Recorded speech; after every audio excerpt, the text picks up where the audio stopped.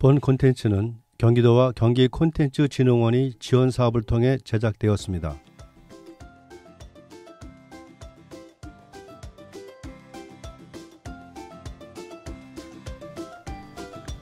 다름을 나눕니다. 별별수원입니다. 별별수원은 각자의 다른 생각을 나누고 공유하는 별의별 이야기들의 소쿠리 같은 모임입니다.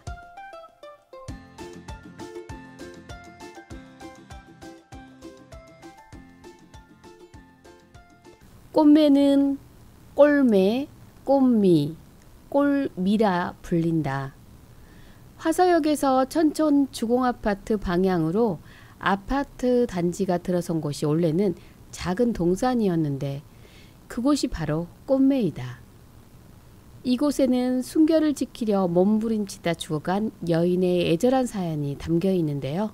오늘은 꽃매에 대한 이야기로 진행을 해볼 생각입니다. 안녕하세요. 예, 안녕하세요. 네, 우리 조용기 박사님이라고 오늘 불러야겠습니다. 아유, 아닙니다. 그냥 평상시대로 해주세요.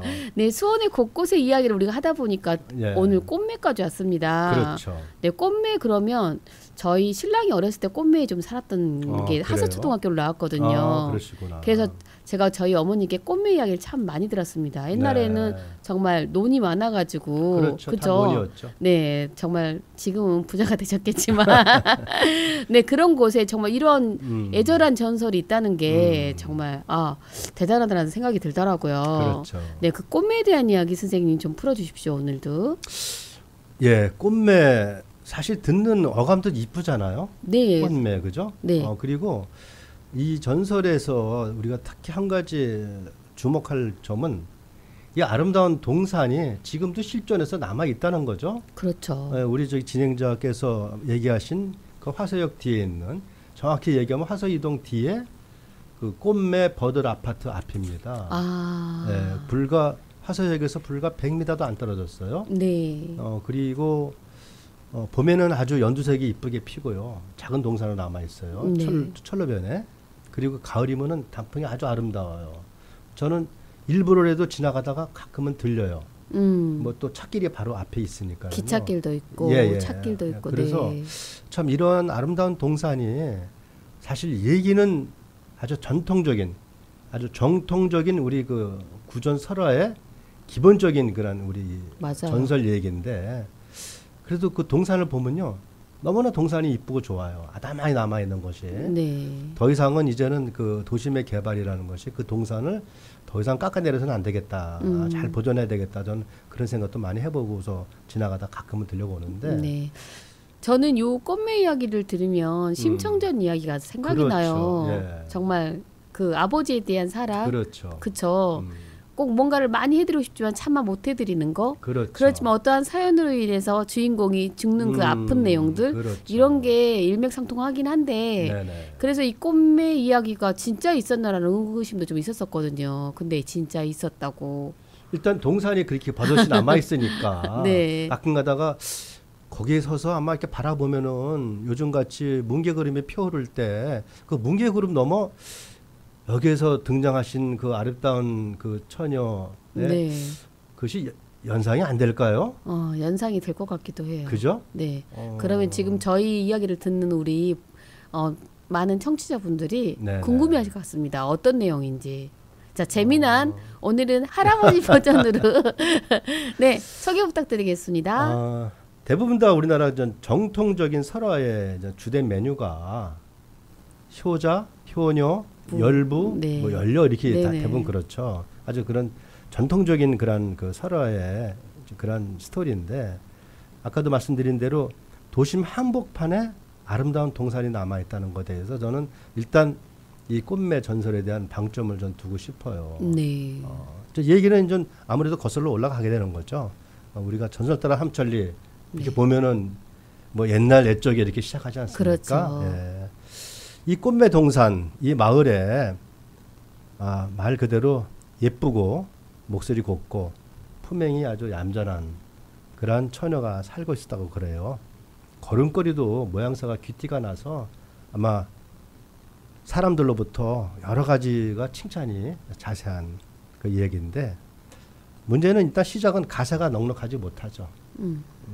그래서 병환 중에 이제 늙은 아버지를 모시고 이렇게 살아가는 처녀 이야기인데, 이 처녀가 그러다 보니까 소원은 늙으신 아버지의 어떤 병을 쾌차하는 것이 늘 소원이죠. 근데 이 집안의 아버지는 젊었을 때는 힘이 좋아가지고서 다음날 씨름판에서 소를 타오고 하던 그런 집안이었는데, 처녀가 태어난 지 얼마 안 돼가지고서 어머니가 돌아가시고, 또 어머니가 돌아가시자마자 마음이 또 약해진 아버지도 시름시름 병을 앓으시는 거죠. 그래가지고 이 처녀가 할아버지 한 분을 위해서 온갖 정성을 다하는 것이 이 얘기의 골자죠. 네. 말 그대로 이제 애지중지 딸아이가 커가는 모습을 보면서 아버지는 아버지대로 또 행복을 느끼시고 그렇게 시작하는데, 어쨌든 딸아이가 다 커서 성인이 되어갈 무렵에 아버지는 나름대로 가슴에 담았던 화병이 있어가지고서 그것이 점점 힘들어가지고 거동도 하기 힘든 그런 상황으로까지 이제 얘기가 갑니다. 옛날에는 그 참 씨름판에서 황소를 잡아오셨던 그런 분인데, 나름대로 일단 그러나 처녀는 나름대로 아버지의 사랑을 쇼로서 갚아드려야 되겠다 하는 것이, 그런 일념 외에는 다른 생각이 안 드는 거죠. 그래가지고 농사일도 열심히 하는데, 연약한 여자 몸으로 농사일이라는 건 한계가 있잖아요. 그렇죠. 또 그리고 추수 때 되면은 그렇고 해가지고서 아무래도 힘들죠. 몸이 10개라도 힘들고.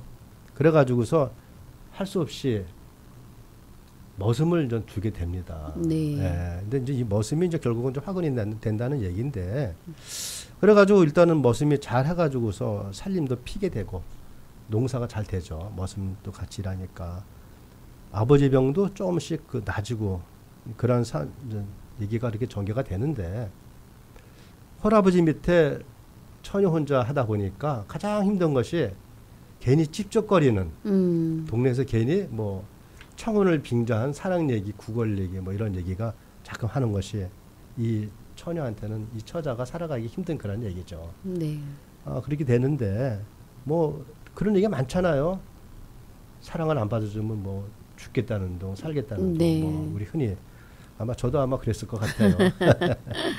그래가지고서 나름대로 또 처녀가 그만큼 외양도 있고 외모도 좋고 하니까는요. 근데 또 아버지는 아버지대로 또 이제 이 처녀의 시집 보내는 거를 자꾸 생각하시는 거죠. 그렇게 그렇지만은 또 중매쟁이가 와서 중매하고 그러지만은 이 처자는 다 물리치는 거죠. 오로지 아버지 병 구함만이 자기 할 일이다는 생각을 합니다. 근데 아버지가 점점 더 병이 깊어지십니다. 그러니까 결국은 아버지가 조심스럽게 이제 처녀를 앞에 놓고 말문을 여시는 거죠. 내가 아무래도 틀렸다.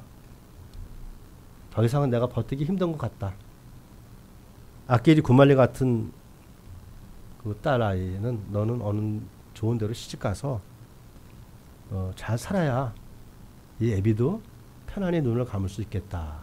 이런 말씀을 하시는 거죠. 그러니까 나를 잊고 또 그래야만 나도 혹시 병이 낫지 않겠느냐. 네. 그런 얘기를 하는데, 그 시호녀 처자 입장에서는 더 이상 그런 얘기를 하지 말아달라는 것이 이제 보편적인 얘기죠. 그래가지고 서로 뭐 울고 뭐 불고 그렇게 하셨겠죠. 그래가지고서 아버지 관련해가지고서 이제 나름대로 병관을 위해서 이 처녀는 깊은 산속도 마다하고 약초를 구하고, 처녀 몸으로 깊은 산속을 다닌다는 것은 동물도 있는데 어려운 일이 되겠죠. 근데도 아버지는 점점 더 병이 깊어지십니다. 골수까지 파고들고 그래가지고서 깊어지시는 그런 상황 속에서, 근데 어느 한 날 갑자기 이제 변개가 터지는 거예요.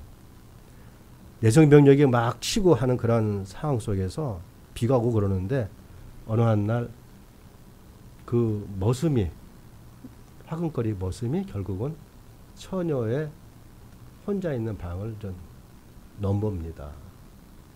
할아버지는 늙으신 몸에 또 일찍 잠드시고, 비는 오고 사방에 내성병력은 치고, 그러니까 이 남자가 마음이 이제 갑자기 눈이 좀 바뀌었겠죠. 네. 그래가지고서 이 처녀를 좀 범합니다. 네. 근데 머슴한테 이 처녀가 버틸 수 있는 건 한계가 있죠. 그러겠죠. 예, 그래가지고서 이제껏 절개를 지키고 가문과 전통을 살아왔던 그러한 처녀가 결국 몸을 뺏김으로써 이 처녀는 나름대로 이제는 절개를 못 지킨 그런 마음에 자책이 돼가지고 간단하게 아버지에 대한 글을 남겨놓고서 그리고 집을 나와가지고는 뒷산에 올라가서 나무에 목을 맵니다. 이렇게 되는데 참 저도 가끔 이 글을 보면서 맨날 똑같은 얘기다 싶으면서도 아주 글이 상당히 애틋해요. 아버님, 저는 어머님 계신 곳으로 먼저 갑니다. 아버님, 이 불효막심한 여식을 용서해 주시옵소서 하고 이제 그렇게 이제 꽃을 맺어요. 그러니까 나중에 그 편지를 읽고 나서 아버지가 저기 했지만 이미 벌써 처녀는 뒷산에 올라갔던 거고 찾지도 네. 못하고 이제 그렇게 되는 거죠. 그래가지고 나중에 결국은 동네 사람들이 찾고 나서 그 시체를 찾는데 또 그런 일이 벌어지는 걸 모르고 저 머슴은 머슴대로 들에 나가서 일하고 들어오다가 되게 양양하게 돌아옵니다. 참 같은 사내 입장에서 참 나쁜 놈이라는 생각이 네. 들어요. 처녀를 범했는데 더군다나 또 이 머슴은 이로서 여자도 없고 집도 하나 생겼고 이제 이런 생각을 하고 들어오는데 못된 생각을 한 거죠. 그렇죠. 예. 아무튼 뭐 눈이 돌아갔겠죠. 근데 결국은 전 동네 사람들한테 붙들려서 맞아 죽는 그런 상황이 되는데 동네 사람들이 네가 사람이냐 짐승이냐 하면서 그 재워주고 한 식구처럼 이적지 키워왔는데 그럴 수 있냐 해가지고서 동네 사람들이 달려들어가지고 멍석말이를 합니다. 여기서 멍석말이라는 것이 네. 아시는 분도 있으시지만은 딱 글자 그대로 멍석에다가 사람을 넣고 뚫뚫 만단 얘기예요. 네. 가혹한 형벌이죠. 그리고 그냥 몽둥이고 있는 대로 다 뭐 곡괭이고 해가지고서 사람을 그대로 때려서 그대로 죽이는 상황이에요.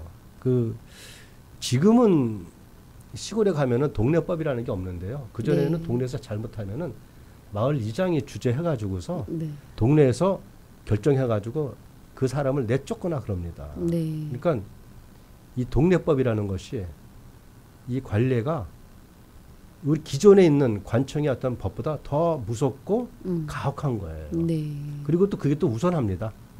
그래가지고서 결국은 그 매질을 맞은 놈들은 또 죽고, 네. 그래가지고서 그 마을 입구에 있는 선앙당에다가 다 버려지는 그런 상황이 되죠. 네.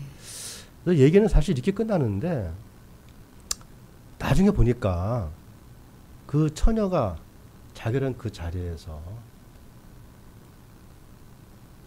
난데없는 그런 꽃나무가 자라가지고서 꽃나무가 자란 다음에 거기서 또 꽃잎도 날아다니고 네. 꽃향기가 아주 멀리 퍼져서 그런 글자 그대로 꽃매 동산이 이루어지는 거죠. 예. 그 뭐 전설따라 삼천리라는 그런 드라마 한다 그러면은 애달픈 얘기라고 그러겠죠. 그렇죠. 근데 제가 할아버지 버전이 아니라서 그렇죠. 그래서 이제 마을 사람들은 이제 그렇게 느끼는 거죠. 생전에 그렇게 효성과 효심이 깊었고 네. 고운 맘씨가 네. 꽃으로 환생해가지고서 내려왔구나 하는 생각을 해가지고 꽃이 필 무렵이면 그 나름대로 거기다 제사를 지내고 또 무덤을 만들었기 때문에 거기를 꽃매라고 불러지고요. 지금은 꽃매 마을이라고 해서 네. 그 인근에는 아파트 이름들은 다 꽃매가 붙어 있습니다. 맞아요. 꽃매. 그죠? 네네. 그래서 저도 수원 와서 지금 45년째 되는데 일부러 찾아가 봤어요. 그거 다 알더라고요. 네. 사람들은 이제 좀 새로 오신 분들은 조금은 생소하겠지만은 좀 오래되신 분들은 역시 이 설화도 이 구전도 수원을 대표하는 그리고 그 아파트 숲속에 이렇게 아름다운 동산이 별로 안 커요. 네. 한 제 생각에 동산 높이도 한 뭐 얼마 안 되고 철길 옆인데 아주 아담한데 가을에 특히 그 단풍이 끼면은요. 네. 갑자기 그런 생각이 날 정도로 죽은 처자가 보여질 정도로 아름다운 동산입니다. 그래서 저는 단순 동산으로 떠나서 이러한 요즘같이 점점 더 우리 각박해진다고 그러지 않습니까? 그렇죠. 이러한 시대 때 효심이라는 얘기, 또 가족이라는 울타리, 이러한 것을 한번 다시 한번 돌이켜보는 그런 시간, 또 그런 장소가 되면 어떨까 하는 산교육의 장이 아닌가, 저는 그렇게 생각을 합니다. 네, 정말 고맙습니다. 할아버지 버전은 아니었지만 할아버지의 목소리로 네, 제가 다 귀담아 들을 수 있었던 것 같습니다. 그래, 효에 대한 이야기는 늘 중요하죠. 우리도 그렇죠. 늘 효는 해야 된다고 하지만 예. 세월이 흐르고 제가 나이가 먹을수록 그 부모님이 안 계셔요, 이제는. 그렇죠. 그래서 좀 안타까운 부분도 왜 살만하면 가신다 그러시잖아요. 그렇죠, 그렇죠. 네, 그걸 깨우치는 나이가 된 것 같아요. 그래서 그러기 전에 정말 3, 40대 분들 참, 부모님께 효도해야 되지 않을까. 저도 마찬가지로. 저도 네. 지금 이 얘기를 제가 저도 들은 얘기고 가서 본 동산 얘기지만은 네. 이런 얘기를 하면서도 저도 사실 지금 좀 눈이 좀 시큼시큼해지는데 네. 참 철들자, 뭐 저도 나이 먹고 한 그런 것이 안타까운 뿐인데 네. 산 교육의 장으로 다시 한번 승화됐으면 하는 그런 바람을 가져봅니다. 네. 오늘 말씀 너무 고맙습니다. 우리 예. 또 꽃매마을 한번 놀러 가서 네. 그 효를 한번 되새겨 보았으면 좋겠습니다. 좋으신 말씀입니다. 네. 지금까지 저는 윤양옥. 조영기입니다. 네. 고맙습니다.